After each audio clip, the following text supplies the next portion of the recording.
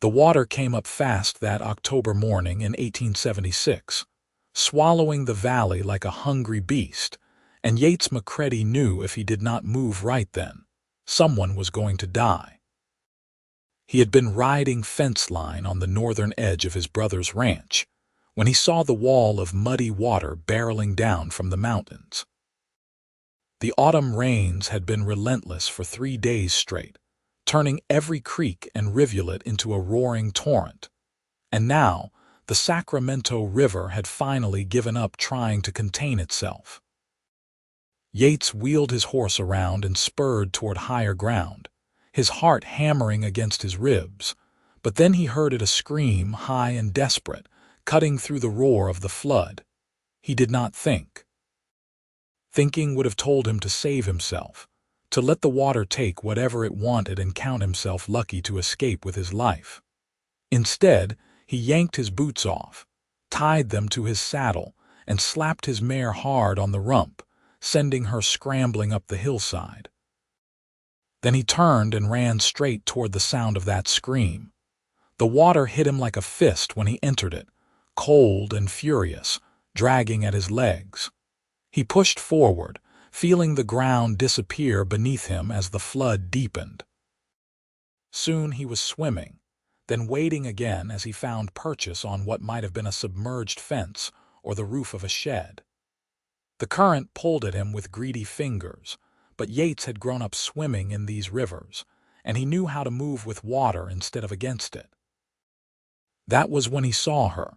She was maybe 30 yards ahead, clinging to a fence post with one arm, her other arm hanging limp at her side. Her dark hair was plastered to her face, and even from that distance, Yates could see the terror in her eyes. The water was rising fast around her, already up to her shoulders, and the fence post she clung to was starting to lean with the pressure of the current. Yates waded deeper, the water climbing to his waist, then his chest.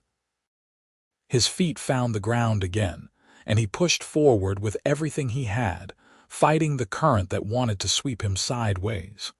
His muscles burned with the effort, his lungs heaving as he forced himself through the churning water. "Hold on," he shouted, though he knew she probably could not hear him over the roar of the flood. She turned her head toward him, and their eyes met.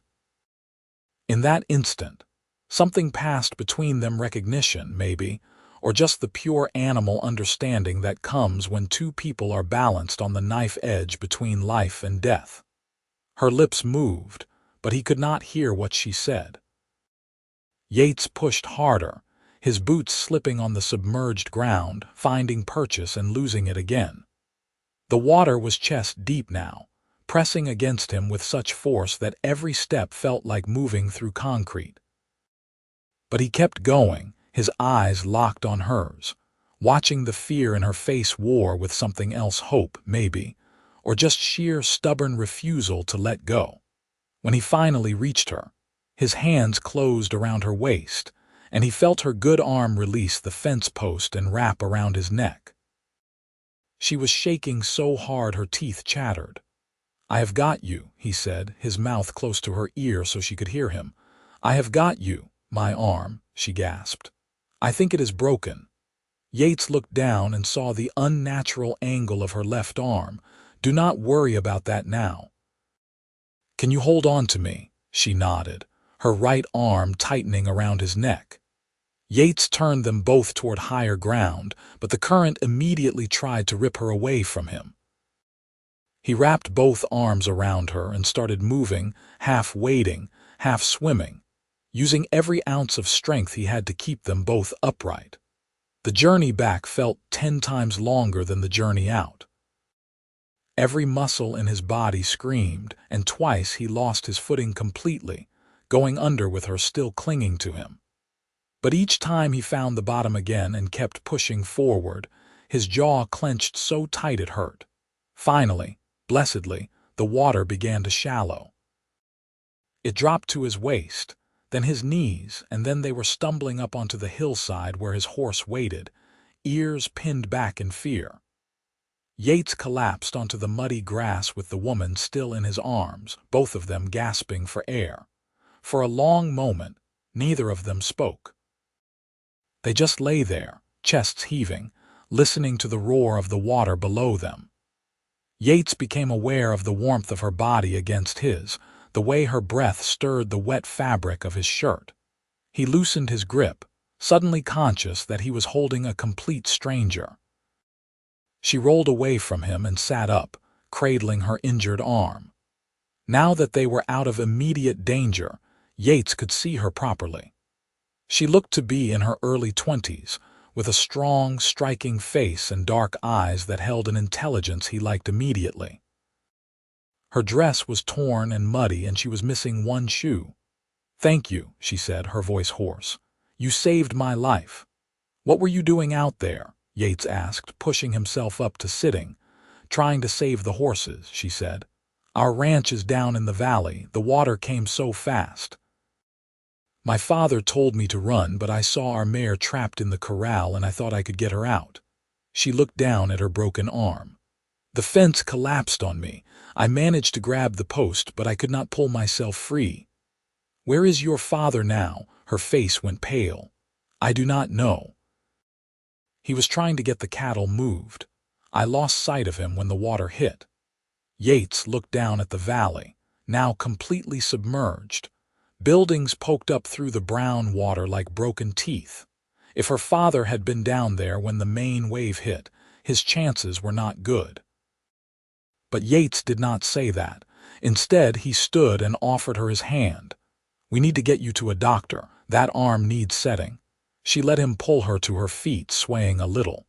"The nearest doctor is in Angel's Camp. That is 10 miles from here. Then we had better get moving."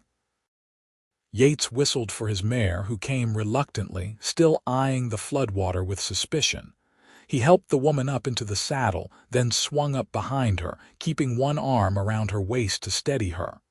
"I am Elena," she said as they started up the hill. "Elena Jennings. Yates McCready." He could feel her trembling against him, the shock starting to set in now that the immediate danger had passed. "You did a brave thing trying to save that horse." "A stupid thing," she said bitterly. "My father always said I was too headstrong for my own good." "Headstrong is not the same as stupid," Yates said. "Though I admit the line between them can be pretty thin sometimes." That surprised a laugh out of her, though it sounded more like a sob. They rode in silence for a while, the mare picking her way carefully up the muddy slope. Behind them, the floodwater continued to rise, swallowing everything in its path. Angel's Camp sat perched on higher ground, which was probably why it had survived as long as it had. The town had grown up around the gold mines, though most of those had played out years ago. Now, it was a supply center for the scattered ranches and farms in the area, a collection of wooden buildings strung along a single main street that turned to soup every time it rained, which it was still doing, Yates realized. The rain had never stopped. It had just become so much a part of the background that he had stopped noticing it. They found the doctor in his office above the general store, a tired-looking man in his 50s with tobacco-stained fingers and kind eyes. He took one look at Elena's arm and whistled low through his teeth. "Clean break, at least," he said. "Could be worse. Let me get some whiskey in you, miss, and then we will get that set proper." Elena shook her head. "No whiskey, just do it." The doctor looked at Yates, who shrugged. "The lady knows her own mind." "Headstrong," the doctor muttered, but there was approval in his voice. "All right, then. You there, Cowboy, hold her steady." Yates positioned himself behind Elena, his hands on her shoulders. He felt her stiffen as the doctor took hold of her arm, felt the tremor run through her body when he pulled. She made a sound then, a sharp, indrawn breath that was almost a scream, and her good hand came up to clutch at Yates's wrist. Her nails dug into his skin hard enough to draw blood, but she did not cry out. "There," the doctor said, fitting a splint to her arm and wrapping it tight with strips of clean cloth. "That should do it. Keep it immobilized for 6 weeks minimum and come back if you notice any swelling or fever." Elena was breathing hard, sweat beading on her forehead despite the chill. "Thank you, doctor. How are you planning to pay for this?" the doctor asked, not unkindly. Elena's face fell. Everything we had was in the ranch house. I do not have any money." "I will cover it," Yates said. Both Elena and the doctor looked at him in surprise. Yates pulled some coins from his pocket and set them on the table. "Consider it paid." "You do not have to do that," Elena said. "You already saved my life. I cannot ask you to. You did not ask. I am offering." Yates caught her eyes and held them. "Besides, I have a feeling you would do the same if our positions were reversed." She studied him for a long moment, then nodded slowly. "Yes, I would." "Well then." Yates turned to the doctor. "Is there anything else she needs?" "Rest, warmth, and food," the doctor said. "And somewhere dry to sleep. The hotel is probably full with folks displaced by the flood, but you might try the boarding house on 3rd Street. Yates thanked him and led Elena back down the stairs. The rain had intensified again, coming down in sheets that turned the street into a river of mud. Elena swayed on her feet and Yates caught her elbow. "When did you last eat?" he asked. She frowned, thinking. "Yesterday morning, before the rain got bad." "Right. Food first, then we will find you a place to stay." The restaurant was crowded with refugees from the flood, all of them wet and miserable and talking in low, shocked voices. Yates found them a table in the corner and ordered 2 plates of stew and coffee. Elena wrapped her good hand around her coffee cup like it was a lifeline, letting the heat seep into her cold fingers. "What about you?" she asked. "Do you have family to get back to?" "My brother has a ranch about 5 miles east of here, up in the foothills. He will be worried, but he knows I can take care of myself." Yates took a sip of his coffee. "What about your father? Do you have any other family?" Elena shook her head. "Just him. My mother died when I was 12. It has been just the 2 of us ever since." "He might have made it to high ground," Yates said, though he did not believe it. He had seen too many floods, knew too well what water like that could do to a man. "Maybe." Elena's voice was hollow. She looked down at her splinted arm. "I should go back tomorrow when the water goes down." "I need to look for him." "I will go with you," Yates heard himself say. She looked up sharply. "Why would you do that? You do not know me. You do not owe me anything." That was true. Yates tried to think of a good reason, a logical explanation for why he wanted to spend more time with this woman he had just met. But the truth was, he did not have one. There was just something about her, the way she had refused the whiskey, the way she had held on when most people would have let go, the way she looked at him like she could see straight through to whatever was real inside him. "Maybe I just want to help," he said finally. Elena studied him, her dark eyes unreadable. Then she nodded. "All right, thank you." They finished their meal in companionable silence. Yates found himself watching her when he thought she was not looking, noting the proud line of her jaw, the way her hair was starting to dry in soft waves around her face. She was beautiful, he realized, though not in any conventional way.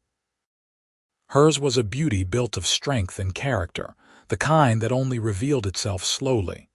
The boarding house had 1 room left, a tiny space under the eaves that smelled of mothballs and old wood. Yates paid for 3 nights, ignoring Elena's protests. "You can pay me back when you are back on your feet," he said. "For now, just rest. I will come by in the morning and we will see about getting down to your ranch." Elena caught his hand as he turned to go. Her fingers were warm now, no longer trembling. "Yates, thank you for everything." He looked down at their joined hands, felt something shift in his chest. "You are welcome, Elena." That night, Yates slept in his brother's barn, listening to the rain drum on the roof and thinking about a woman with a broken arm and eyes that held the kind of strength most men would never find. He had saved her life today, pulled her from water that would have drowned her in minutes. But somehow, lying there in the dark, he had the strangest feeling that maybe she had saved something in him too. The rain finally stopped sometime before dawn. Yates woke to silence, the absence of that constant drumming almost eerie after 3 days of relentless downpour. He saddled his mare and rode into town as the sun was coming up, painting the flooded valley below in shades of gold and rust. Elena was waiting for him outside the boarding house, dressed in borrowed clothes that did not quite fit. Someone had lent her a pair of boots and a heavy coat to replace her ruined dress. She looked tired, with dark circles under her eyes, but her spine was straight and her jaw was set. "Did you sleep?" Yates asked. "Some." She moved to his horse's side. "Will your mare carry both of us? She will have to." Yates swung down and helped Elena up, then mounted behind her. The position put them close together, his arms on either side of her as he held the reins. He could smell the soap she had used, something clean and simple that made him think of spring mornings. They rode down toward the valley in silence. As they descended, the extent of the destruction became clear. The floodwater had receded some during the night, but it still covered everything below a certain elevation. Trees had been uprooted and carried along like matchsticks. Fences had vanished entirely. Here and there, Yates could see the bloated bodies of cattle floating in the brown water. Elena made a small sound when she saw them. "Those were ours. I recognized the brands." Yates did not know what to say to that, so he said nothing. They continued down, the mare picking her way carefully through the debris. The water was still too deep to see the ground in places, forcing them to detour around the worst of it. "There," Elena said suddenly, pointing. "That is our house, or what is left of it." The ranch house had partially collapsed, one wall caved in completely. The barn was gone, just a few beams poking up through the mud to show where it had been. The corral where Elena had tried to save her horse was now just a tangle of broken wood. They dismounted at the edge of the receding water, and Yates tied his horse to a tree that had somehow survived. Together, they waded toward the house, the mud sucking at their boots with every step. "Papa," Elena called. "Papa, are you here?" Only silence answered her. They searched the house first, carefully navigating the broken floorboards and collapsed roof. But there was no sign of Elena's father, living or dead. They expanded their search, moving through the mud toward where the barn had stood. That was where they found him. He was lying face down in the mud, one hand still reaching toward higher ground. Yates saw him first and moved quickly to block Elena's view, but she pushed past him with her good arm. "No," she breathed. "No, no, no." She dropped to her knees beside her father's body, her good hand going to his shoulder. Yates knelt beside her and gently turned the man over. His face was gray, his eyes closed. He had been dead for hours. Elena made a sound then, raw and broken, that Yates knew he would remember for the rest of his life. She folded forward over her father's body, her shoulders shaking with sobs that seemed to come from somewhere deep inside her. Yates did not try to comfort her with words. Words would have been useless right then. Instead, he just stayed close, one hand on her back, letting her grieve. When the worst of it had passed, Elena sat back on her heels and wiped her eyes with her good hand. "We need to bury him." "I will do it," Yates said. "You should rest." "No." Her voice was firm. "He was my father. I will help." They buried him on the hill above the ranch where the floodwater had not reached. Yates did most of the digging, but Elena helped as best she could one-handed, using a broken board to scrape away dirt. The sun was high by the time they finished. the grave marked with a simple cross made from fence posts. Elena stood looking down at it for a long time, her face unreadable. "He came here in 1850, she said finally. "During the gold rush. He never found gold, but he found land instead. He said it was better than gold because you could make something from it that would last. He sounds like a wise man." He was. Elena turned away from the grave.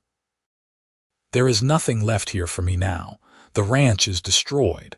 The cattle are dead or scattered. Even if I wanted to rebuild, I could not do it alone with one good arm. What will you do?" She looked at him, and Yates saw a new hardness in her eyes, the look of someone who had been forced to grow up fast. "I do not know. Find work somewhere, I suppose. Maybe in Angel's Camp if anyone is hiring." "What kind of work did you do on the ranch?" "Everything. Breaking horses, mending fence, running cattle. I could shoot as well as any man and ride better than most." She looked down at her splinted arm. "Though I suppose none of that matters much now." An idea was forming in Yates's mind, though he knew it was probably crazy. "My brother needs help on his ranch. He lost 2 of his hands last month. One got married and moved to Sacramento. The other broke his leg and had to go back east to family. He has been complaining for weeks about being short-staffed." Elena looked at him skeptically. "You want me to work for your brother? Why not? Once your arm heals, you will be as capable as you were before, and you just said yourself you can do the work." "Your brother might not see it that way. Most men do not want to hire a woman for ranch work." "Thomas is not most men," Yates said. "And besides, I will vouch for you. Tell you what, come with me now, meet him. If he does not want to hire you, I will help you find something else, but at least give it a chance." Elena studied him for a long moment. "Why are you doing this?" "You saved my life yesterday, paid for my doctor and my room, and now you want to get me a job. What is in it for you?" That was a fair question, and Yates was not entirely sure he knew the answer. But he tried. "Maybe I just do not like seeing someone as capable as you give up, because they had some bad luck. Maybe I think the world needs more people who are willing to try to save a horse in the middle of a flood, even if it is not the smartest thing to do. Or maybe—" He paused, trying to find the right words. "Maybe I just want to see what happens next, with you, I mean." Elena's expression softened slightly. "You are a strange man, Yates McCready. I have been called worse." That got a small smile from her, the first he had seen. It transformed her face, making her look younger and more vulnerable. "All right, I will meet your brother, but if he says no, I am not going to beg. I would not expect you to." They rode back to the McCready ranch as the afternoon sun began its descent toward the western mountains. Thomas McCready was in the yard when they arrived, fixing a section of fence that had been damaged by the storm. He was older than Yates by 5 years, broader in the shoulders and quieter in temperament, with the same gray eyes and dark hair. He looked up when he heard the horse, and relief flooded his face. "Yates, I was starting to worry. When you did not come back yesterday, I thought maybe the flood had got you." "It tried," Yates said, dismounting, "but I am tougher than I look." He helped Elena down, then turned to his brother. "Thomas, this is Elena Jennings. I pulled her out of the flood yesterday. Her father's ranch was destroyed and he did not make it." Thomas's expression shifted to sympathy. "I am sorry to hear that, miss. These floods are hell on everyone." "Thank you," Elena said quietly. "Elena is looking for work," Yates continued. "She grew up on a ranch, can ride and shoot and handle cattle. I thought maybe you could use an extra hand." Thomas looked surprised, his eyes moving from Yates to Elena and back again. "You are serious?" "As stone. You said yourself you need help." "Elena needs work. Seems like a good fit to me." "She has a broken arm," Thomas pointed out. "Which will heal in 6 weeks," Elena said. "And even with one arm I can do more than nothing. I can cook, I can keep books, I can mend tack, and when my arm heals, I can do everything else." Thomas stroked his beard, thinking. Yates knew his brother well enough to see the wheels turning in his head, weighing practicality against convention. The bunkhouse is not really set up for a woman. "There is that old cabin up by the north pasture," Yates said. "The one old Samuel used to live in before he died. It needs some work, but it is livable." "I do not need much," Elena added. "Just a roof and a place to sleep." Thomas looked at her for a long moment, and Yates could see him taking her measure. Whatever he saw must have satisfied him, because he nodded slowly. "All right, I will give you a trial. 2 weeks and we will see how it goes, but I am not paying full wages while you have got that broken arm." "Half wages until it heals," Elena countered. "Then full wages if you decide to keep me on." Thomas blinked, then laughed. "You drive a hard bargain, Miss Jennings. I learned from my father." Elena's voice caught slightly on the words, but she kept her composure. "Deal," Thomas said, extending his hand. Elena shook it with her good hand, and just like that, she had a job and a place to stay. The cabin was small and dusty and filled with cobwebs, but it had a good roof and a working fireplace. Yates spent the rest of the afternoon helping Elena clean it out, sweeping away years of accumulated dirt and replacing the broken window glass with oilcloth until they could get something better. Thomas's wife Martha sent over blankets and a pillow, along with a pot of stew and some cornbread. "Thomas said you lost your father in the flood," Martha said, her round face creased with sympathy. She was a kind woman, built solid and practical, the type who never seemed to stop moving. "I am so sorry.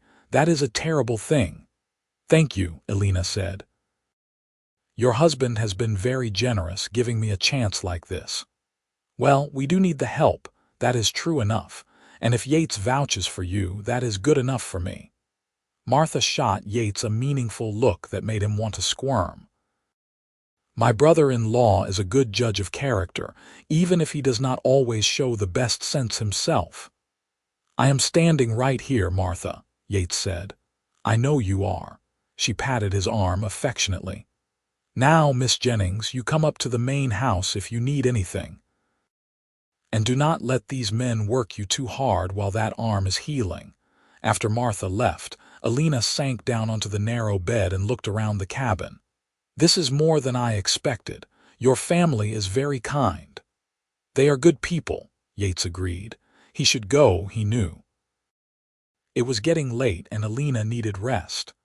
But he found himself reluctant to leave, wanting to draw out this moment just a little longer. "Thank you," Elena said softly, "for everything.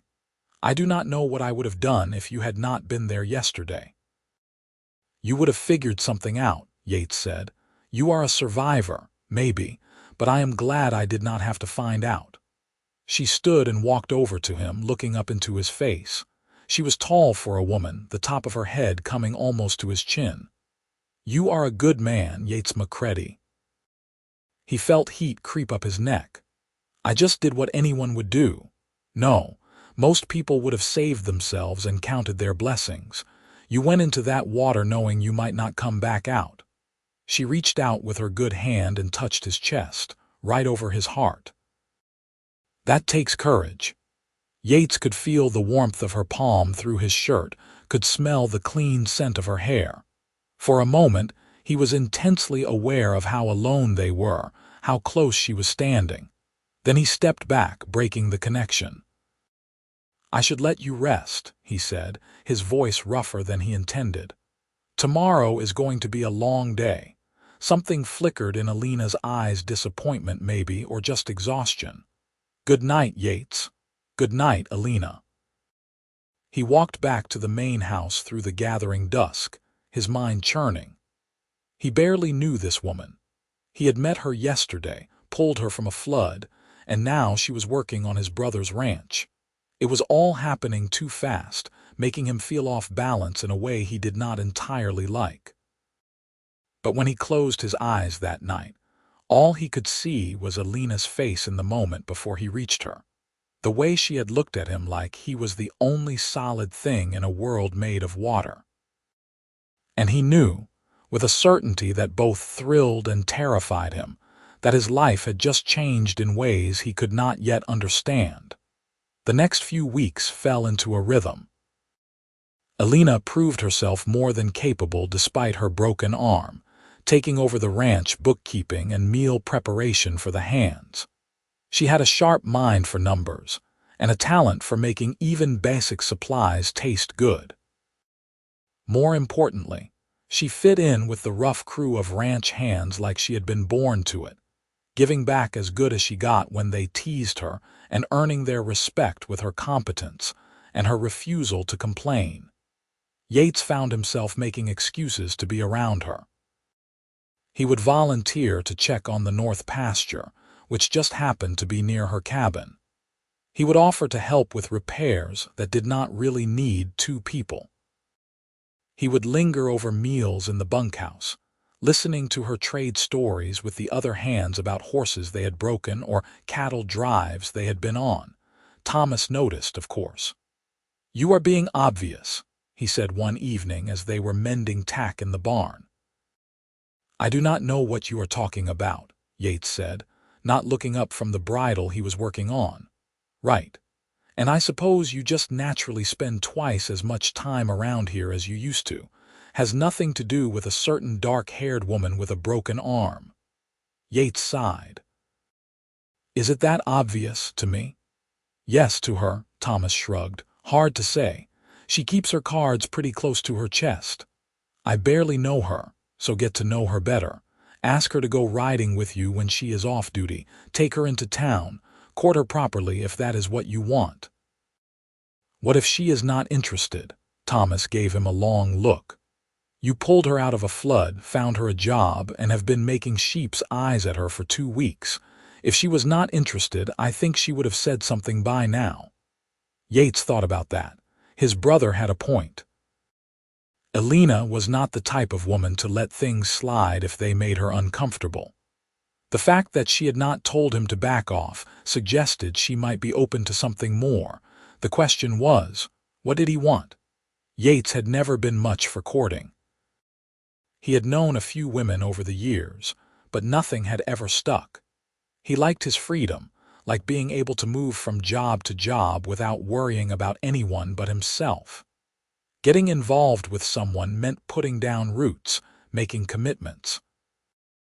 But when he thought about Elena, about the possibility of not seeing her again, something in his chest tightened painfully. That had to mean something. He waited until Sunday, when Elena had the afternoon off. She was sitting on the porch of her cabin, her broken arm resting in its sling, reading a book someone had lent her. Yates rode up and dismounted, suddenly nervous in a way he had not been since he was 15 and tongue-tied around girls. "Afternoon," he said. Elena looked up and smiled, and Yates felt his heart do something complicated in his chest. "Afternoon. What brings you by?"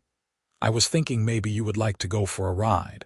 The weather is nice, and there is a place up in the hills I think you would like. Beautiful view." Elena closed her book. "Are you asking me on a proper outing, Yates McCready?" "I suppose I am. If you are interested."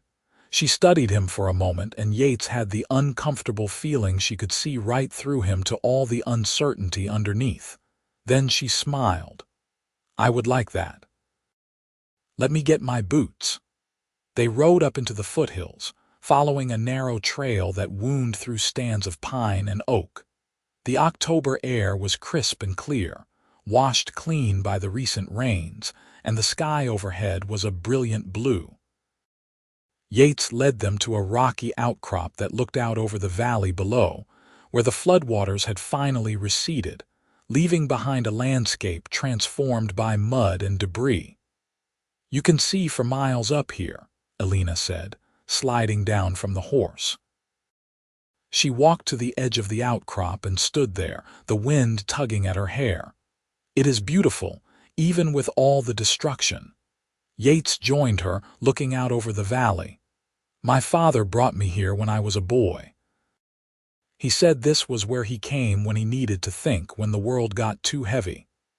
What happened to him? Cholera back in '63. My mother went 2 years later. Thomas raised me after that. I am sorry. That must have been hard. It was. But Thomas did his best and I turned out all right, more or less. Yates glanced at her. What about you? What was your father like? Elena was quiet for a moment. Strong, stubborn. He taught me everything he knew about ranching, even though everyone told him he should be teaching me how to sew and cook instead. He said I should know how to stand on my own 2 feet, because the world was not always kind to women alone. He was right about that. He was right about a lot of things. Elena turned to face Yates. I miss him. It has only been a few weeks, but I keep thinking of things I want to tell him or questions I want to ask. And then I remember he is gone, and it is like losing him all over again. Yates reached out and took her good hand in his. It gets easier. Not all at once, but little by little. The grief does not go away exactly, but it stops being so sharp. Elena looked down at their joined hands. You are a surprising man, Yates. You act like you do not care about anything, but then you say things that make me think you understand more than you let on. Maybe I just hide it better than most. She laughed at that, a real laugh that made her eyes crinkle. Maybe you do. They stood there for a while, hands linked, looking out over the valley. Yates was acutely aware of every point of contact between them, her palm against his, the warmth of her skin, the slight pressure of her fingers. It felt natural standing there with her. Right. Can I ask you something? Elena said, of course. Why did you really come back for me? In the flood, I mean. You could have gotten yourself killed. Yates had been expecting this question, had known it would come eventually. He tried to find the right words. I heard you scream. And I thought about how I would feel if I just rode away and left you there. If I had to live the rest of my life knowing I could have tried to help but did not. He paused. I suppose I could not live with that. So it was about you, not me. Maybe a little bit. But also. He turned to face her fully. When I saw you there, holding onto that fence post, refusing to let go even though the water was about to take you, I do not know. Something in me recognized something in you. Does that make sense? Yes, Elena said softly. It does.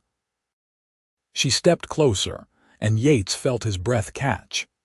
They were inches apart now, close enough that he could see the flecks of gold in her dark eyes, could count the freckles across her nose.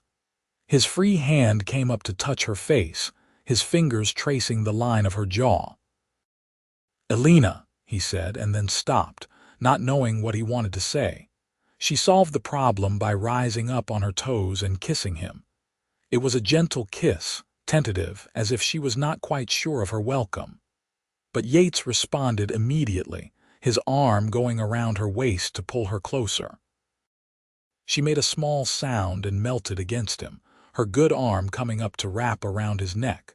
When they finally broke apart, both breathing hard, Yates rested his forehead against hers. I have been wanting to do that for weeks. I know, Elena said, and he could hear the smile in her voice. You are not as subtle as you think you are, apparently not. He pulled back enough to see her face. This is probably moving too fast. We barely know each other. I know you saved my life.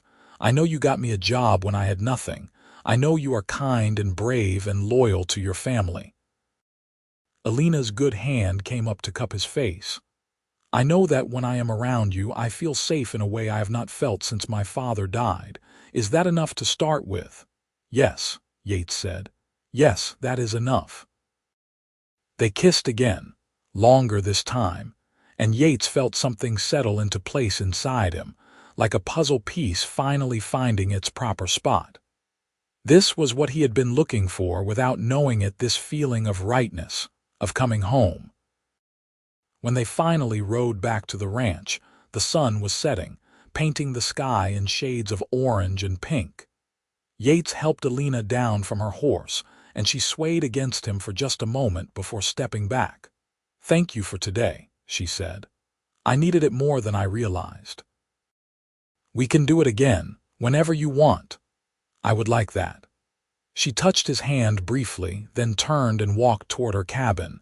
Yates watched her go, a stupid grin on his face that he could not seem to wipe off. Thomas found him like that 10 minutes later, still standing in the yard, still grinning. I am guessing it went well, Thomas said dryly. You could say that. Good. Now get inside before you freeze to death mooning over her like a lovesick calf.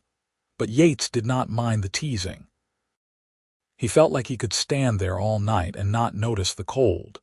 The next 6 weeks were some of the happiest of Yates's life. He and Elena fell into an easy pattern of courtship, stealing moments together whenever they could. She would meet him after he finished his work for the day, and they would walk together through the hills, talking about everything and nothing. She told him about growing up on the ranch, about her mother who had been a teacher before she married, about the books she loved to read. He told her about his travels, about the jobs he had worked from Montana to Texas, about the restlessness that had always driven him to keep moving. Does it bother you, staying in one place? Elena asked one evening as they sat on the porch of her cabin, watching the stars come out. It used to, Yates admitted. But lately I have been thinking maybe I was not running towards something, maybe I was running away. From what? From having to care about things, about places and people. It is easier to keep moving, you know. You never have to worry about putting down roots only to have them torn up. Elena was quiet for a moment. I used to think the opposite. I thought staying in one place, building something solid, that was what mattered. But then the flood came and took everything, and I realized maybe there is no such thing as solid. Maybe everything can be washed away. So what do we do? Yates asked. Just accept that nothing lasts. No, Elena took his hand. We hold on tight to what matters and hope it is enough. Her splint came off in early December, 6 weeks and 3 days after the flood. The doctor in Angel's Camp examined her arm carefully, testing the range of motion, then pronounced it healed. You are lucky, he said. The bone set clean, no complications. You should regain full use of it in time, though it might ache when the weather changes. Elena flexed her fingers experimentally, then made a fist. It feels weak. That is normal. You need to use it, build the strength back up, but do not overdo it at first. Outside the doctor's office, Elena turned to Yates with a determined look. I want to start earning my full wages. That means I need to prove to your brother I can do the work. Thomas knows you can do the work. He has been impressed with everything you have done so far. With bookkeeping and cooking, yes, but he hired me to be a ranch hand. It is time I started acting like one. Yates knew better than to argue when she had that tone in her voice. All right, but promise me you will be careful. That arm is still healing. I promise. She started the next day, beginning with the lighter tasks: mending fence, grooming horses, helping with the feeding. Gradually, she worked her way up to the harder jobs. Yates watched her push herself, saw the frustration on her face when her left arm did not respond as quickly as she wanted, when she dropped things or could not maintain her grip. But she never complained, just gritted her teeth and tried again. 2 weeks before Christmas, Thomas called them all together. We have got strays scattered all over the hills, he said. Time to round them up before the winter storms hit. I need 3 men for the job. It will take about a week, camping out there. I will go, Yates said immediately. Several of the other hands volunteered as well. I am going too, Elena said. Thomas looked surprised. Are you sure? Your arm is healed. The doctor said so. Elena's chin came up. I can do this job, Thomas. Let me prove it. Thomas glanced at Yates, who shrugged. He knew better than to try to talk Elena out of something once she had set her mind to it. All right, Thomas said finally. But if that arm starts giving you trouble, you tell me right away. Understood? Understood. They left 3 days later, 4 of them on horseback with pack mules carrying supplies. Besides Yates and Elena, there was Jack, a grizzled older hand who had been working cattle since before Yates was born, and Miguel, a quiet Mexican man in his 30s who could track anything on 2 or 4 legs. The weather was cold but clear as they rode up into the hills. They made camp the first night in a sheltered valley, building a fire and setting up bedrolls. Elena worked alongside the men without asking for special treatment, gathering firewood and helping cook the evening meal. "You handle yourself pretty well," Jack said, accepting a plate of beans and bacon from her. "Most greenhorns would be complaining by now." "I am not a greenhorn," Elena said mildly. "I grew up doing this." "Could have fooled me, seeing as you have been doing books and cooking for the past 2 months. That was just while my arm healed. This is what I really do." Jack nodded approvingly. "Good to know. We can use someone who actually knows the job." They spent the next several days combing the hills for strays. The work was hard and cold, riding through rough terrain and dealing with ornery cattle that had spent months half wild in the mountains. But Elena kept up without complaint, her skills with a rope and horse becoming more evident every day. Yates found himself watching her more than he should, admiring the easy way she sat her horse, the confident way she handled even the most difficult situations. She had fully come into her own out here, he realized. This was where she belonged. On the 4th night, they made camp near a stream that had frozen at the edges. Miguel and Jack were on the other side of the fire, arguing good-naturedly about the best way to cook venison. Yates sat next to Elena, their shoulders touching, both of them soaking in the warmth of the flames. "Are you happy?" Yates asked quietly. Elena looked at him, surprised. "What kind of question is that?" "An honest one. Are you happy? Working here, I mean. Is this what you want?" She thought about it for a moment. "I miss my father. I miss having my own place, even though it was not much. But yes, I am happy. Your brother treats me fairly, the work is good, and—" She paused, then smiled. "And you are here. That is the only reason. It is a pretty good reason." She leaned her head against his shoulder. "What about you? Are you happy?" "Yes," Yates said, surprised to realize how true it was. "I am." They sat like that for a while, watching the fire burn down.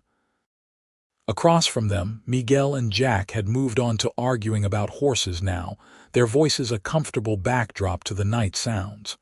"When we get back," Elena said softly, "I want to talk to you about something. About us, I mean." Yates felt his heart skip. "That sounds serious." "Maybe it is." She pulled back to look at him. "Or maybe it is just time we figured out what we are doing here." "I know what I am doing," Yates said. "I am courting you with the intention of asking you to marry me when the time is right." Elena's eyes widened. "That is a pretty bold statement. Is it wrong?" She was quiet for a long moment, her dark eyes searching his face. Then she smiled, slow and warm. "No, it is not wrong at all."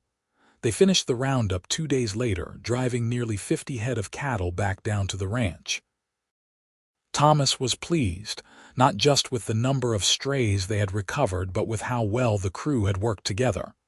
"Elena," he said, pulling her aside, "you did good work out there. Jack and Miguel both said you pulled your weight and then some." "Thank you," Elena said. "Does this mean I am hired on permanently?" "I would say so. Full wages starting now." He extended his hand and Elena shook it firmly. That evening, Yates found Elena at her cabin, washing up after dinner. She looked tired but satisfied, her hair damp from the quick wash, her cheeks pink from the cold. "So," he said, leaning against the doorframe, "you wanted to talk." Elena dried her hands and turned to face him. "Come in. Shut the door." Yates did as she asked, suddenly nervous. Elena paced across the small cabin, then turned to face him. "I have been thinking about this for a while now, about you and me and what we are to each other." She took a breath. I care about you, Yates, more than I have cared about anyone in a long time, and I know you feel the same way. I do. But I need to know what you want, not just right now, but in the future, because I have lost too much already to risk my heart on something that is not going to last. Yates crossed the room to stand in front of her. I told you out on the trail what I want. I want to marry you, Elena. I want to build a life with you, whatever that looks like. You have spent your whole adult life moving from place to place. What if you get restless? What if you decide this is not enough? That was before, Yates said. Before you.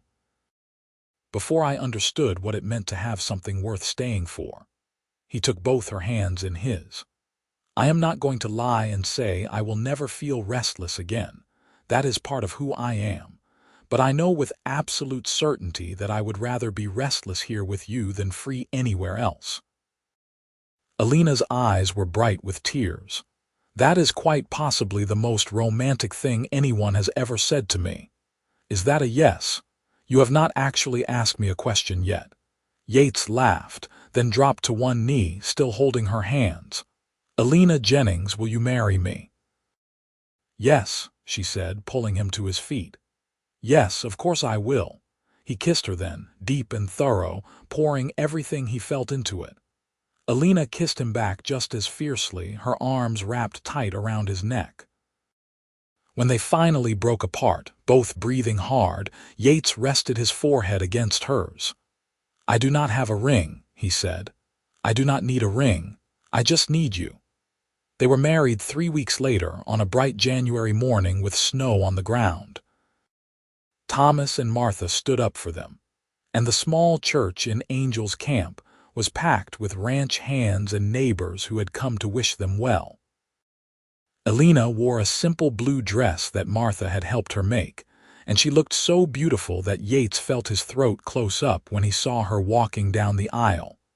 The ceremony was short and simple.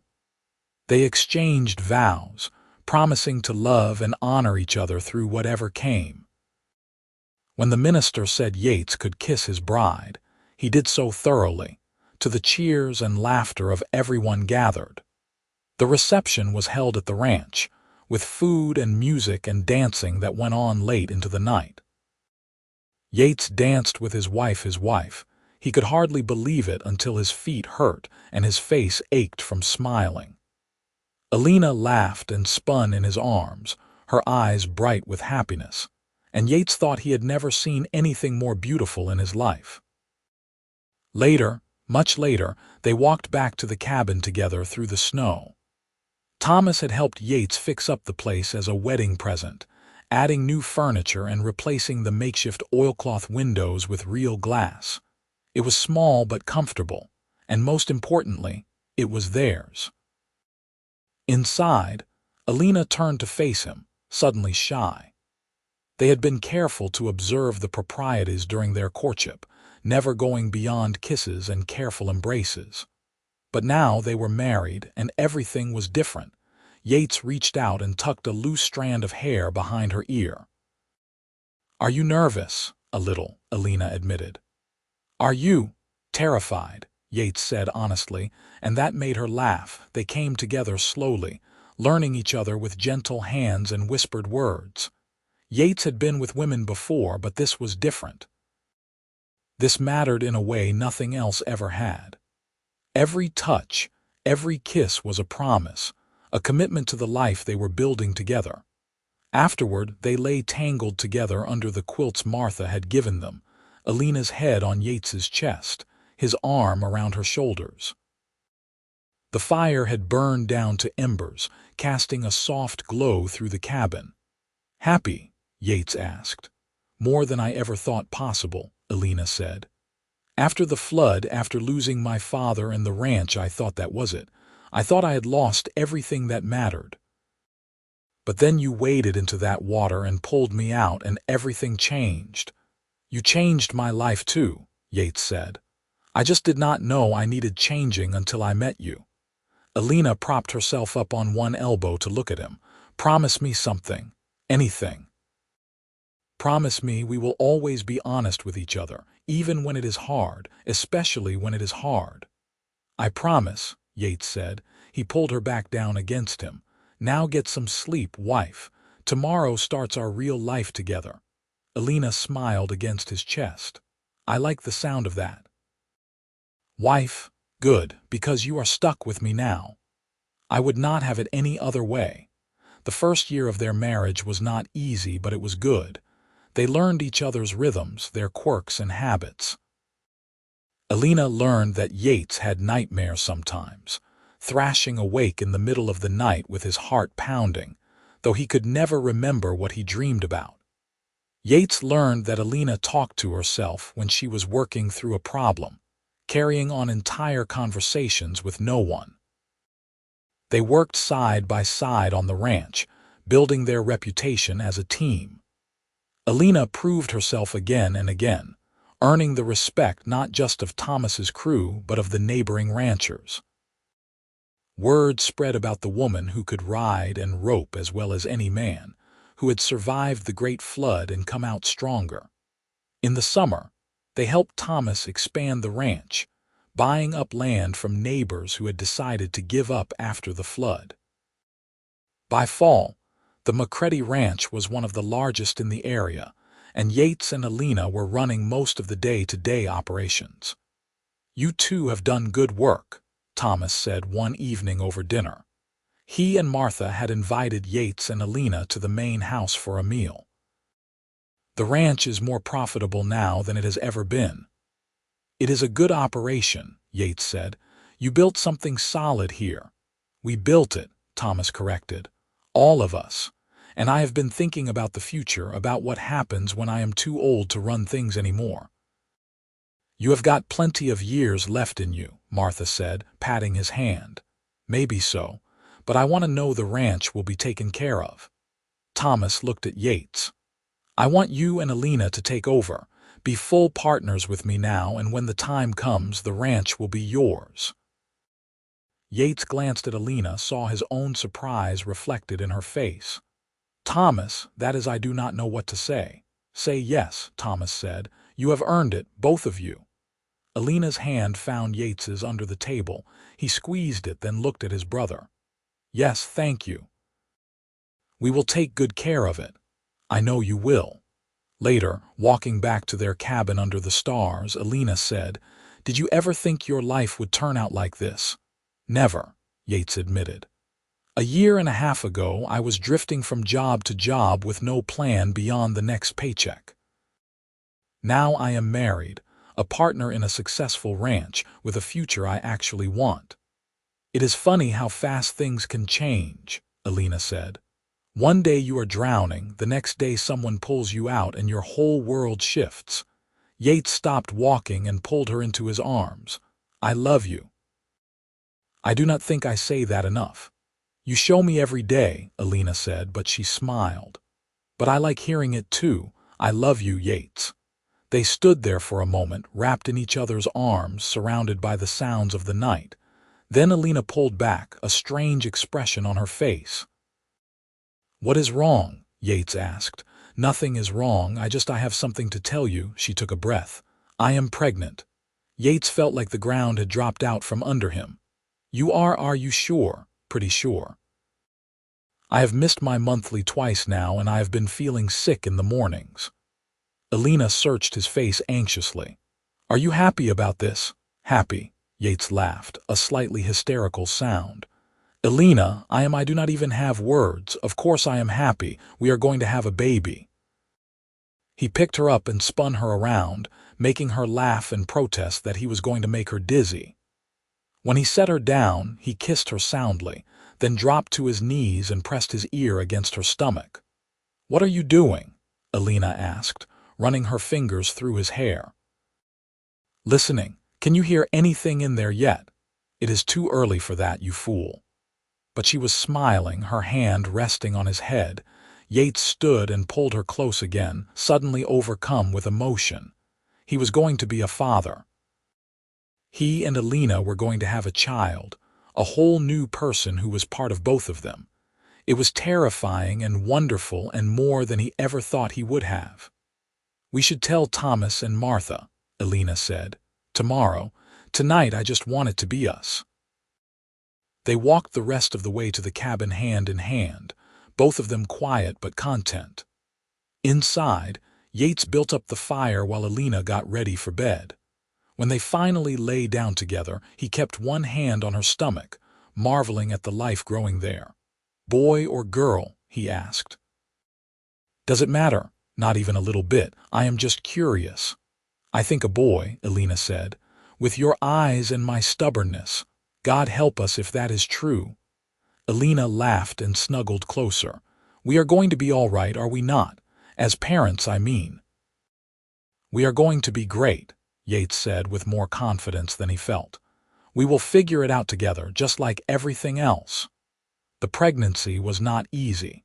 Elena was sick for the first 3 months, barely able to keep anything down.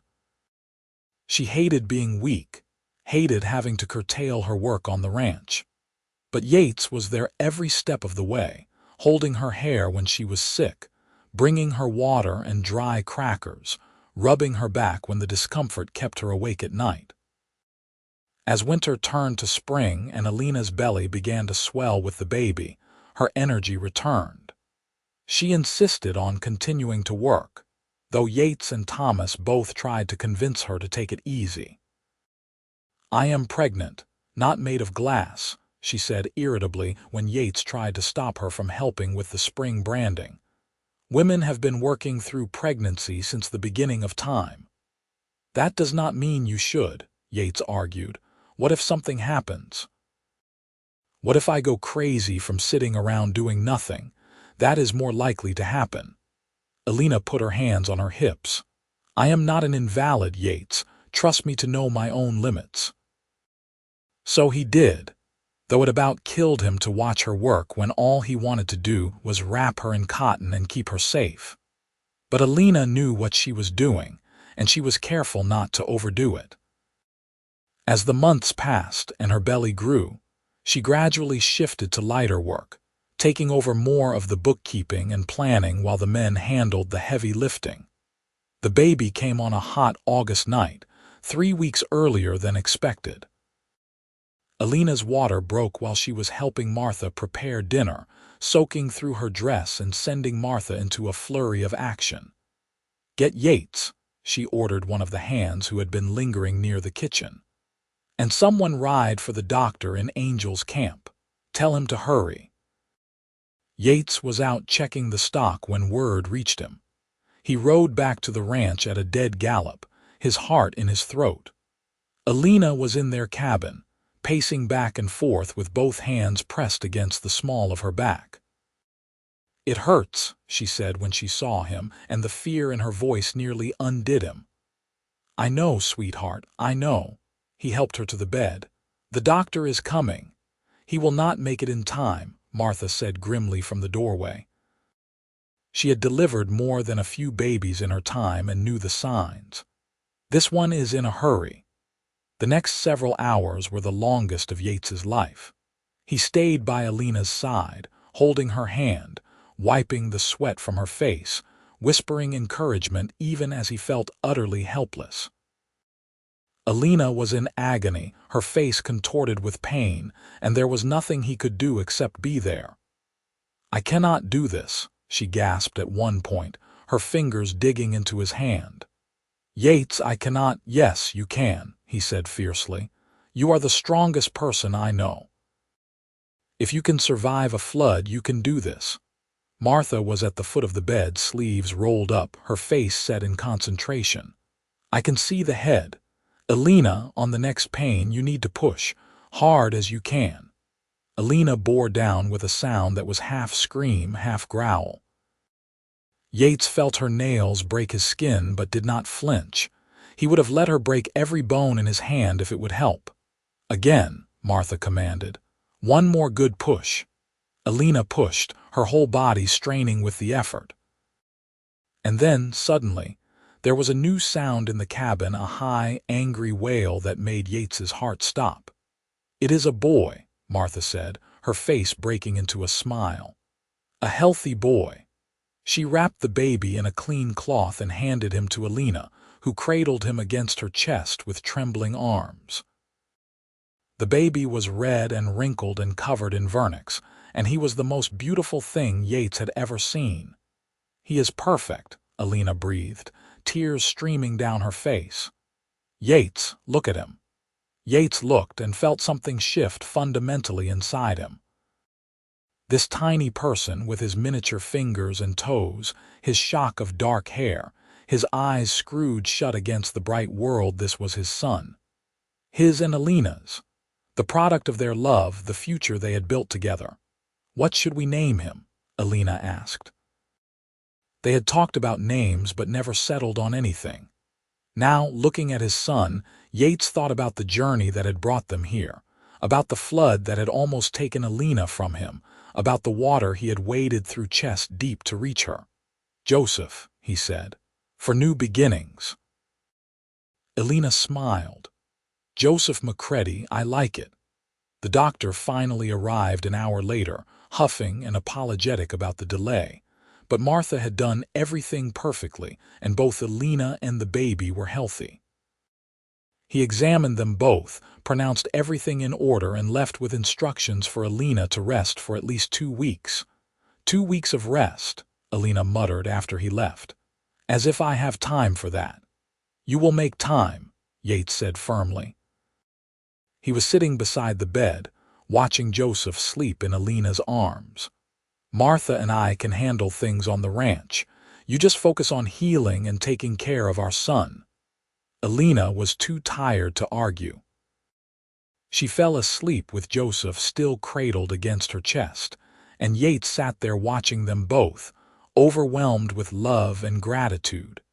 He thought about the man he had been before the flood, rootless and restless and alone. That man felt like a stranger now. This was who he was meant to be: a husband, a father, a man with something to live for beyond the next job. Joseph turned out to be a colicky baby, screaming for hours on end for no apparent reason. Yates and Elena took turns walking him back and forth across the cabin, singing to him, rocking him, trying everything they could think of to soothe him. Nothing seemed to work for long, and by the time Joseph was 3 months old, both of them were exhausted. "I love him," Elena said one night, tears of frustration in her eyes as Joseph wailed in her arms. "But I am so tired I could scream." "Give him here," Yates said, taking the baby. "You get some sleep. I will handle him tonight. You have to work tomorrow. So do you. And you have been up with him the last 3 nights. It is my turn." Elena was too tired to argue. She collapsed onto the bed and was asleep within minutes. Yates carried Joseph outside, hoping the cool night air might help. He walked the perimeter of the property, bouncing his son gently, and singing every song he could remember from his own childhood. Eventually, miraculously, Joseph's cries subsided. His eyes drifted closed and his little body relaxed against Yates's chest. Yates kept walking, not wanting to risk waking him by stopping. Above him, the stars were brilliant in the clear winter sky, the same stars he had looked at as a boy, wondering what his life would become. "You and your mama are the best thing that ever happened to me," he whispered to his sleeping son. "I hope when you are grown, you will have half the courage she has, half her strength. And I hope you never have to wade chest deep through a flood to find the person you are meant to love. But if you do, I hope you have the sense to do it anyway." Joseph slept through the rest of the night, and from that point on, things got easier. He grew into a fat, happy baby who smiled easily and laughed at everything. Elena recovered her strength and went back to working the ranch, though she never strayed far from the cabin when Joseph was awake. The years passed in a blur of hard work and simple happiness. Joseph learned to walk, then to run, always underfoot and getting into everything. Yates taught him to ride before he could barely talk, sitting him on the saddle in front of him and letting him hold the reins. Elena taught him his letters, determined that her son would know how to read and write properly. When Joseph was 4, Elena became pregnant again. This time she knew what to expect and managed the pregnancy with more ease. Their second son, Samuel, was born on a spring morning so beautiful it felt like a gift from God. He had Elena's dark eyes and a calm temperament that was the opposite of Joseph's boundless energy. "2 boys," Martha said, holding Samuel while Elena rested. "Your hands are going to be full." "We already are," Yates said, watching Joseph try to climb onto the bed to see his new brother. "But I would not have it any other way." Life on the ranch continued to prosper. Under Yates and Elena's management, the McCready Ranch became one of the most successful operations in the region. They bought more land, hired more hands, built new barns and corrals.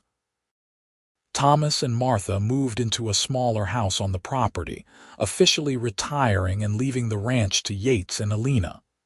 "You have done good," Thomas said on the day they signed the papers. "Better than I ever could have." "We learned from the best," Yates said, gripping his brother's hand. The boys grew up strong and capable, learning the ranch business from the ground up. Joseph had his mother's stubbornness and his father's restlessness, always pushing boundaries and testing limits. Samuel was quieter, more thoughtful, with a talent for working with horses that showed itself early. When Joseph was 12 and Samuel was 8, they got their first taste of real responsibility. A late spring storm brought flooding again, nothing like the Great Flood of 1876, but enough to cause damage and scatter livestock. Yates took both boys with him to round up the strays, teaching them how to work in difficult conditions, how to think on their feet, how to take care of each other. They were out for 3 days, camping in the hills, and when they came back, Joseph was strutting with pride, and even quiet Samuel had a new confidence in his bearing. "They did good," Elena asked Yates that night. "They did great. Joseph is going to be a fine rancher one day. And Samuel, that boy, has a gift with horses I have never seen. He calmed a spooked mare today just by talking to her. It was something to watch." Elena smiled. "They are good boys. We are lucky." "We are," Yates agreed. He pulled her close, marveling as he always did at how she still fit perfectly in his arms. They were both older now, with lines on their faces and gray starting to show in their hair. But when he looked at her, he still saw the woman he had pulled from the flood, fierce and brave and refusing to let go. More years passed. Joseph grew into a tall, handsome young man who had his father's easy charm and his mother's head for business. At 20, he married the daughter of a neighboring rancher, a practical girl named Catherine who could rope and shoot as well as any man. They moved into their own house on the ranch and started having children of their own.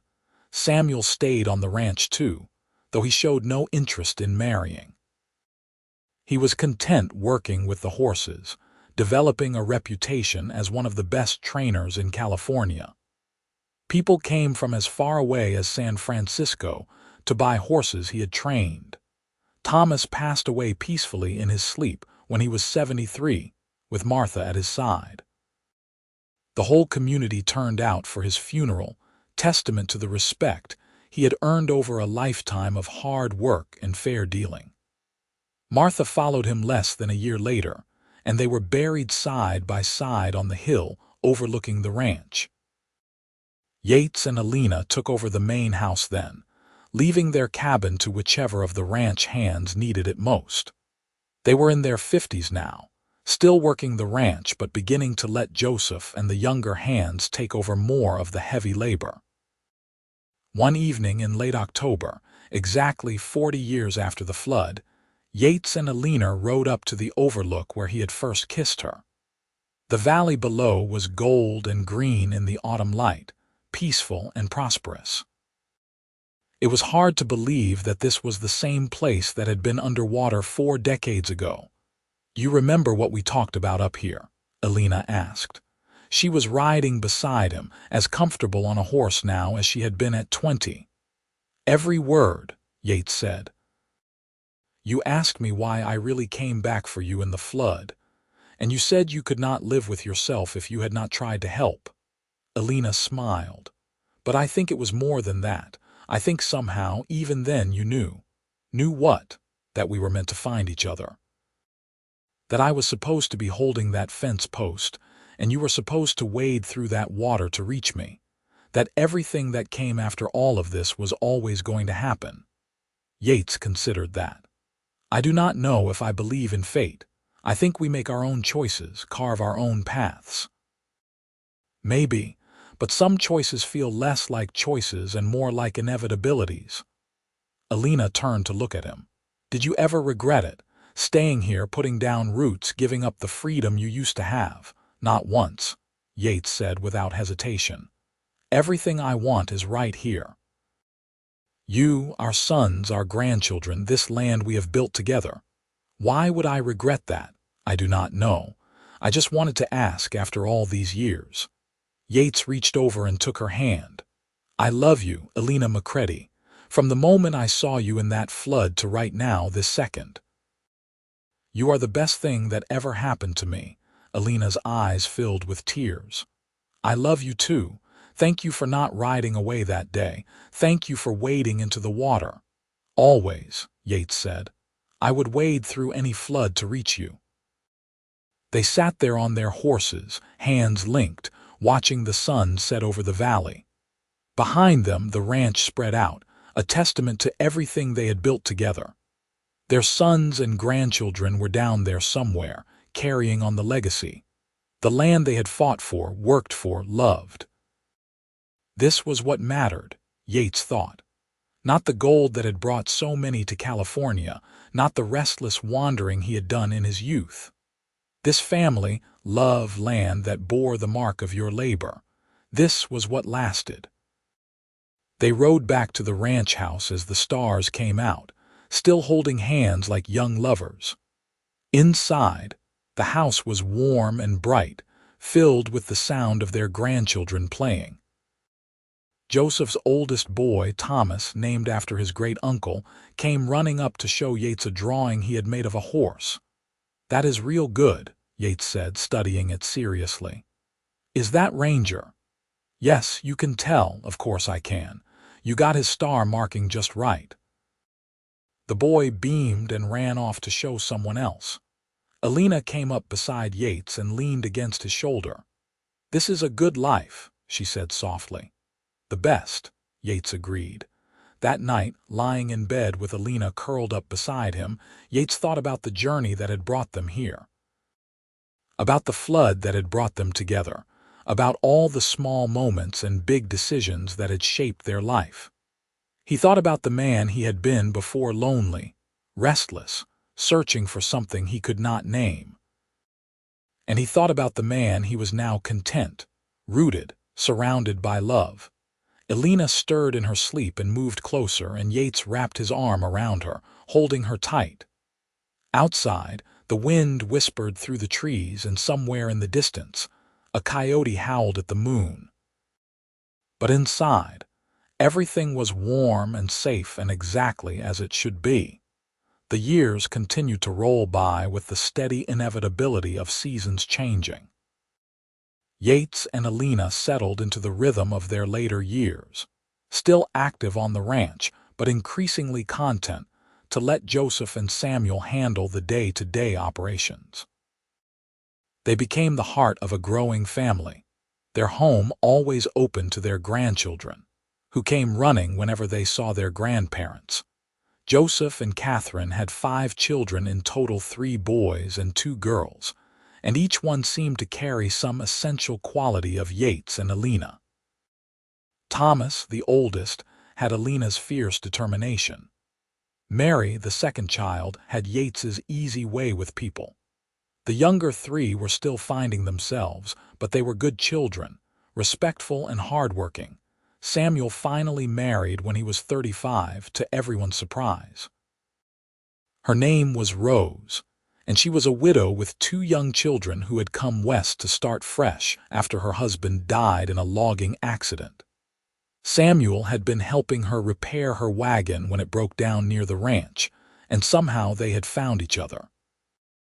It was a quiet love, nothing like the dramatic rescue that had brought Yates and Elena together, but it was real and solid and good.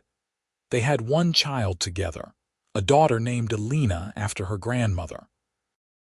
The little girl had Samuel's calm nature and her mother's gentle spirit, and she became particularly close to her namesake, often spending hours at the main house learning to cook and sew and ride from her grandmother. "You are lucky to have so many grandchildren," a neighbor remarked to Yates one day when they were in Angel's camp for supplies. "Lucky does not even begin to cover it," Yates said. "Sometimes I think about how different my life could have been. If I had not been riding fence line that day, if I had not heard Elena scream, if I had made any different choice at any point along the way. But here we are, and I would not change a single thing." The neighbor, an old-timer who had been around since before the flood, nodded thoughtfully. "You and Elena are something special. The way you work together, the way you have built something that matters, that is what life is supposed to be about." Yates carried those words home with him, turning them over in his mind. That night, he shared them with Elena as they sat on the porch watching the sunset. "You think we are special?" he asked. Elena considered the question seriously. "I think we are lucky. We found each other at a time when we both needed someone. And then we did the hard work of building a life together. That is not special, that is just what people who love each other do. Maybe, but not everyone gets the chance. Not everyone finds their person." "That is true." Elena reached over and took his hand. "I am glad I found mine." "Me too." They sat in comfortable silence, their hands linked, watching the day fade into night. This was their ritual now, this quiet time together after the work was done. Sometimes they talked about the ranch, about their children and grandchildren, about memories from the past. Other times they just sat, content to be in each other's presence. One morning in early spring, when the wildflowers were blooming across the hills, and the air was soft with the promise of warmer days ahead, Elena did not come down for breakfast. Yates went to check on her and found her still in bed, her face pale. "I do not feel well," she said. "Maybe I just need more rest." But as the day wore on, she did not improve. By evening, she was running a fever, her skin hot to the touch. Yates sent for the doctor, but he was out on another call. He did not arrive until the next morning, by which time Elena's fever had climbed even higher. The doctor examined her thoroughly, his face growing more serious with each passing minute. Finally, he pulled Yates aside. "It is pneumonia," he said quietly. "Her lungs are badly congested. At her age, this is dangerous." "What can we do?" Yates asked, his heart in his throat. "Keep her comfortable, give her plenty of fluids, pray." The doctor put a hand on Yates's shoulder. "I am sorry, I wish I had better news."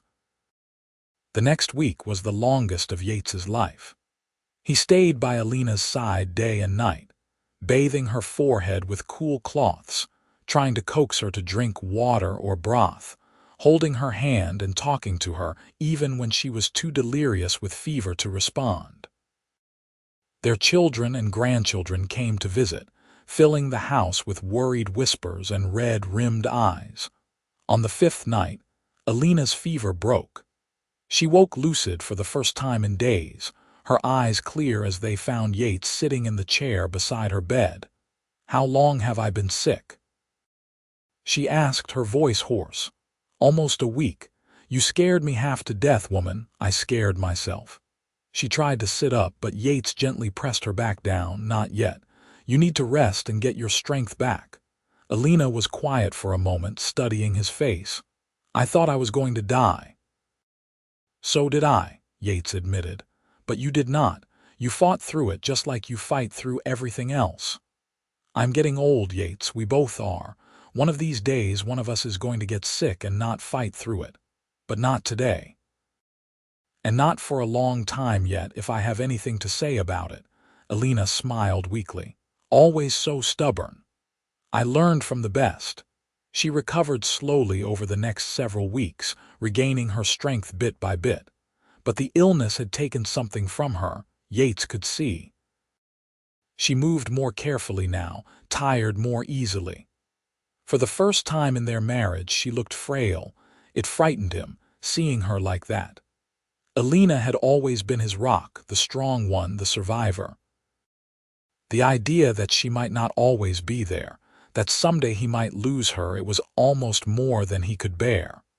But Elena, being Elena, refused to let the illness define her. As soon as she was strong enough, she was back on her feet, helping with the lighter chores, spending time with the grandchildren, living her life. She just did it more slowly, more carefully, accepting her limitations without complaint. On their 45th wedding anniversary, Yates organized a celebration. All their children and grandchildren gathered at the ranch, along with friends and neighbors from miles around. There was food and music and laughter, the kind of party that reminded everyone why they had chosen this hard life in this beautiful, unforgiving country. As the sun was setting, Yates stood up and called for everyone's attention. The crowd quieted, all eyes turning to him. 45 years ago, he began, his voice carrying across the yard. I waded chest deep into a flood and found a woman holding onto a fence post with one arm. I pulled her out of that water, and in doing so, I saved my own life. Because everything good that has happened to me since that day, everything that matters, came from that moment. He turned to look at Elena, who was sitting beside him with tears in her eyes. Elena, you are my heart. You are my home. You made me want to stop running and start building. You gave me sons and grandchildren and a life worth living. And I want everyone here to know how grateful I am, every single day, that I did not ride away from that flood, that I waded in instead. Elena stood and took his hand, and the crowd erupted in applause. Yates pulled her close and kissed her, not caring who was watching. Let them all see how much he loved this woman. Let them know what 45 years of marriage looked like when it was built on foundation of mutual respect and genuine affection. Thank you, Elena whispered against his lips. For everything. For saving me, for loving me, for giving me this beautiful life. Thank you for letting me, Yates said. They danced together as the stars came out, moving slowly to music provided by one of their grandsons on fiddle and a neighbor on guitar. Around them, their family and friends celebrated, but Yates only had eyes for Elena. She was older now, her hair completely gray, her face lined with the marks of a life fully lived. But to him, she was as beautiful as she had been the day he pulled her from the flood. Are you happy? He asked, echoing the question he had asked her so many years ago on that cattle drive. More than I can say, Elena answered. This life with you, it is everything I ever wanted and more than I knew to hope for. They continued to dance, and Yates thought about all the years behind them and whatever time they had left ahead. He thought about the flood that had brought them together, about how one moment of courage had changed everything. He thought about the ranch they had built, the family they had raised, the love that had sustained them through every challenge. This was what mattered, he thought. This moment, this woman, this life they had created together. Not the gold that had lured so many west, not the glory of adventure or the thrill of the unknown. Just this two people who had found each other in the midst of chaos and chosen to hold on, no matter what came. The music played on, and Yates held his wife close, surrounded by the evidence of a life well lived. And he was grateful, so deeply grateful, for the flood that had brought them together and the love that had carried them through. As the years continued their inexorable march, Yates and Elena grew older with grace. They celebrated their 50th wedding anniversary, surrounded by an even larger gathering of family. Their original 2 sons had given them 9 grandchildren, and the oldest of those had started having children of their own. Great-grandchildren played in the yard where their grandparents had worked and loved for so many decades. Yates was 75 now, his body bearing the marks of a lifetime of hard work. His joints ached on cold mornings, and he could no longer ride all day without feeling it. But his mind was sharp, and his heart was full. Every morning he woke up beside Elena was a gift he never took for granted. Elena was 73, still beautiful in his eyes, though her movements had grown slower and her breathing sometimes came hard. The pneumonia had left her lungs weakened, and winters were difficult for her now. But she still kept the ranch books, still oversaw the running of the household, still gathered her grandchildren and great-grandchildren close to tell them stories of the old days. One autumn evening, when the air had turned crisp and the leaves were beginning to fall, Joseph came to the main house looking troubled. Yates and Elena were sitting by the fire and they looked up when he entered. "What is wrong, son?" Yates asked. Joseph sat down heavily, rubbing his face. "I have been approached by a land developer from San Francisco. He wants to buy the ranch." "Absolutely not," Elena said immediately. "Wait, hear me out." Joseph held up his hands. "He is offering a lot of money, enough that we would all be set for life, all the grandchildren too. And he is not talking about turning it into a town or anything like that. He wants to keep it as a working ranch just under his company's management." "No," Yates said. "This ranch is not for sale. But Papa, think about it. The work is getting harder every year. The industry is changing. Big companies are buying up all the smaller ranches, and we will end up squeezed out anyway if we try to hold on." "Let them try to squeeze us out," Elena said. "We have been fighting since the day we started, and we are still here. Your father and I built this place from nothing. We are not selling it so some city man can add it to his holdings." Joseph looked at Yates. "Papa, be reasonable. You and Mama are not getting any younger. Do you really want to spend your final years fighting to keep this place running?" Yates looked at Elena, saw his own determination reflected in her eyes. Then he turned back to his son. "Joseph, I understand you are trying to think practically about the future, and I appreciate that. But this ranch is not just land and cattle and buildings. It is your mother and me. It is your childhood and your children's childhood. It is where your Uncle Thomas and Aunt Martha are buried. It is 45 years of our lives poured into every fence post and every blade of grass." He paused, gathering his thoughts. "Your mother nearly died in a flood right here in this valley. I pulled her out of that water and we built this life together on this land. Every good thing we have came from this place. So no, we are not selling. Not to some developer from San Francisco, not to anyone. This ranch stays in the family, and when your mother and I are gone, it passes to you and Samuel and your children. That is how it is going to be." Joseph was quiet for a long moment. Then he nodded slowly. "All right, I will tell him no. Thank you, son." After Joseph left, Elena reached over and took Yates's hand. "Do you think we are being foolish, holding on to this place so tight? Maybe. But I would rather be a fool with you here than a rich man anywhere else." Elena smiled. "Good answer. That winter was hard." The rains came early and heavy, reminding everyone of the great flood of 1876. The river swelled and threatened to overflow its banks, and for a few tense days, it looked like history might repeat itself. But the water stopped rising just short of disaster, and when the rains finally ended, the valley was muddy but intact. Elena's breathing grew worse as the wet weather dragged on. She spent most of her days inside, close to the fire, wrapped in blankets. The doctor came regularly, bringing medicines that helped a little but not enough. He pulled Yates aside one day and spoke bluntly. "Her lungs are failing. The pneumonia from a few years ago did permanent damage, and the wet weather is making it worse. There is nothing more I can do. How long?" Yates asked, his voice hollow. "Impossible to say. Could be months, could be longer, but you should prepare yourself."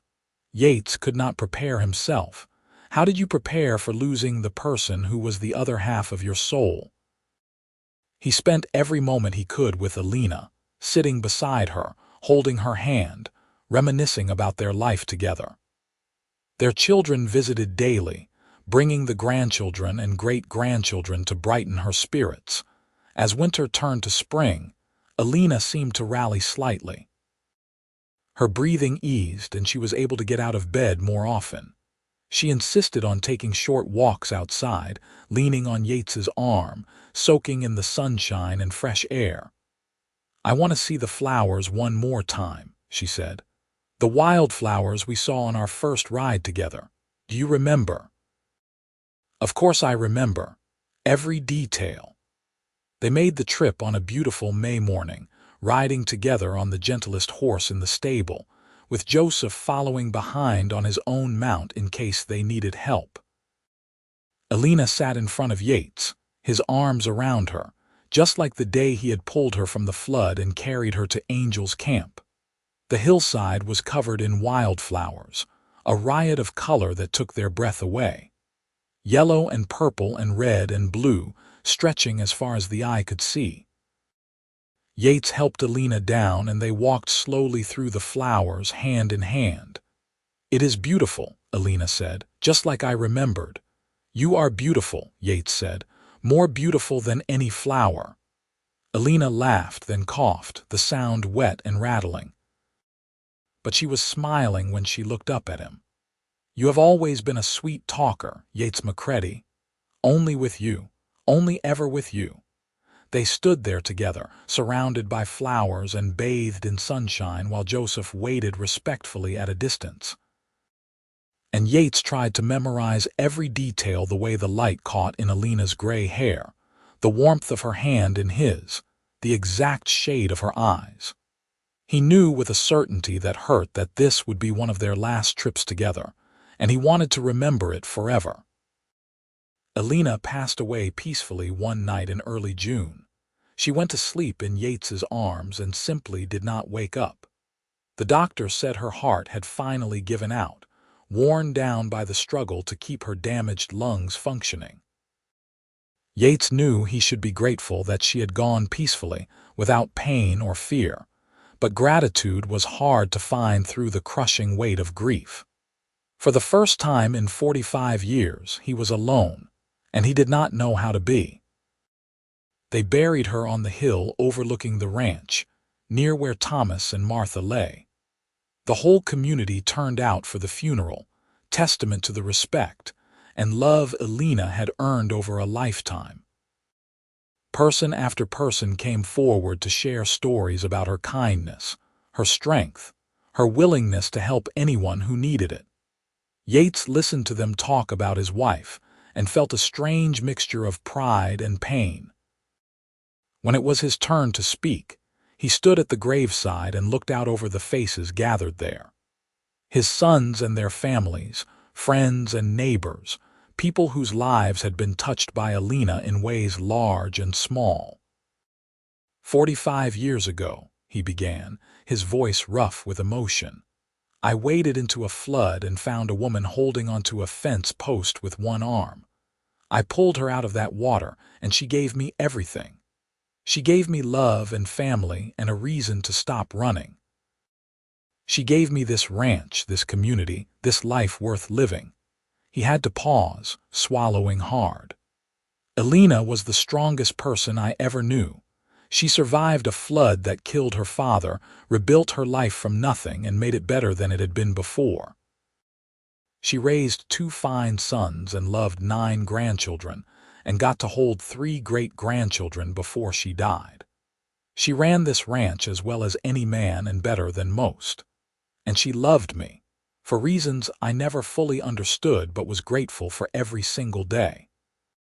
Tears were flowing freely down his face now, but he did not try to hide them. I do not know how to be in this world without her, but I know she would want me to keep going, to keep loving this family and this land we built together. So that is what I will do until the day comes when I can see her again." He placed a single wildflower on her coffin, remembering that day in May when they had walked through the hills together one last time. Then he stepped back and let his sons move forward to say their own goodbyes. The weeks and months after Elena's death were the hardest of Yates's life. He went through the motions of living, eating, sleeping, working, but everything felt hollow without her. The house was too quiet. The bed was too empty. Everywhere he looked, he saw reminders of her, felt the aching absence where she should have been. His family rallied around him, making sure he was never alone for long. Joseph and Catherine had him over for dinner several times a week. Samuel's daughter, young Elena, visited every afternoon to keep him company. His grandchildren and great-grandchildren came and went, filling the house with noise and life. But at night, when everyone had gone home and the house fell silent, Yates would sit by the fire and feel the weight of her absence like a physical thing pressing on his chest. He would find himself talking to her sometimes, telling her about his day, asking her opinion on decisions he had to make. It helped a little, made him feel less alone. One evening, about 6 months after Elena died, Yates walked up to the overlook where they had gone so many times over the years. The sun was setting, painting the sky in shades of gold and crimson. He stood at the edge and looked out over the valley at the ranch spread out below. "I miss you," he said aloud, not caring if anyone heard. "Every day, every moment, but I am still here, still doing what we built together. The ranch is strong. The boys are running it well. The grandchildren are growing up good and true. You would be proud of them." He paused, watching a hawk circle overhead. "I am not sure how much longer I have. I am tired, Elena. Tired in a way I have never been before, but I will keep going until it is time. And when that time comes, I hope you will be waiting for me. I hope there is something after this, some place where we can be together again." The sun slipped below the horizon, and Yates stood there in the gathering darkness, feeling the cool evening breeze on his face. Somewhere in the valley below, a coyote howled, and Yates thought he felt a presence beside him, warm and comforting, like a hand slipping into his. He smiled, even though tears were running down his face. "I love you, Elena. I will love you until my last breath and beyond." Yates lived for 3 more years after Elena's death, watching his family grow and thrive. He saw 2 more great-grandchildren born and held each of them, marveling at the miracle of new life. He saw Joseph and Samuel manage the ranch with skill and wisdom, carrying on the legacy he and Elena had built. He saw his granddaughter, Elena, grow into a capable young woman who reminded him achingly of her namesake. He spent his final years surrounded by family, content in the knowledge that everything he and Elena had worked for would continue after he was gone. The ranch would stay in the family. Their children and grandchildren would remember them. The love they had shared would echo down through the generations. On a warm September morning, just before dawn, Yates McCready died peacefully in his sleep. He was 78 years old. They found him lying on his side, one hand stretched out across the empty pillow where Elena used to sleep, a slight smile on his face. On his bedside table was the wildflower he had pressed after that last trip to the hills with Elena, carefully preserved between pages of their wedding Bible. They buried him beside Elena on the hill overlooking the ranch. The whole family gathered once again, along with neighbors and friends from miles around. Young Elena, now 22, stood at the graveside with tears streaming down her face. "Grandpa," she said when it was her turn to speak, "you taught me what true love looks like. You showed me that the right person makes everything better, that two people working together can build something that lasts. You and Grandma Elena, your love story has shaped all of us. And we promise to remember it, to tell it to our children and our children's children. Thank you for everything. Joseph spoke next, his voice thick with emotion. My father always said that the day he pulled my mother from the flood was the day his real life began. That everything before that was just waiting. He and Mama built this ranch, this family, this legacy. And now they are together again, which is exactly how it should be. As they lowered Yates into the ground beside his beloved Elena, the sun broke through the clouds, sending shafts of golden light across the valley. And everyone gathered there felt a sense of rightness, of completion. These two people who had found each other in the midst of disaster and built a love that lasted a lifetime were finally reunited. In the years that followed, the story of Yates and Elena became a legend in the valley. Parents told it to their children, and those children grew up and told it to theirs. The ranch continued to prosper under the management of their descendants, generation after generation carrying on what they had started. And sometimes, on quiet evenings when the wind whispered through the grass and the stars shone bright overhead, people swore they could see two figures walking hand in hand on the hill overlooking the ranch. A man and a woman, eternally young, eternally in love, eternally together. The story of how a cowboy waded chest deep into a flood and found the woman who would change his life forever became more than just history. It became a testament to the power of courage, the strength of love, and the belief that sometimes, in the darkest moments, you find exactly what you were meant to find. And on the hill where they were buried, wildflowers bloomed every spring, covering the ground in a riot of color. Visitors would come from miles around to see them, to stand at the graves of Yates and Elena McCready, and remember a love story that had defied disaster and built something beautiful that would last forever.